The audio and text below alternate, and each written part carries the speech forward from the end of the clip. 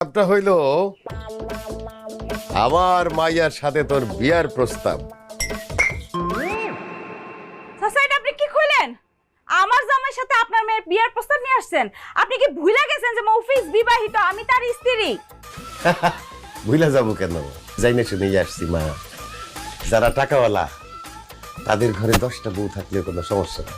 আমি তো তোমার জামাইরে একটা বিয়া করতে বলতেছি, তাও সেটা আমার মাইয়ারে। অসম্ভব। আমি বাইসা থাকতে আমার জামাইরে আরেকটা বিয়া করতে দিব না। সব আমি জায়গা আছি না, একটা কথা কবি না।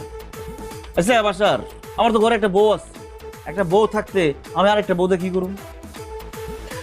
মফিজ, তুমি বুঝতে পারো না, টাকাওয়ালা মানুষের ঘরে সব থাকে নতুন জিনিস। তোমার ঘরে তো এটা তো পুরান। আমার মায়ারে বিয়া কইরা তুমি নতুন জিনিস ঘরে নিবা। সে আছে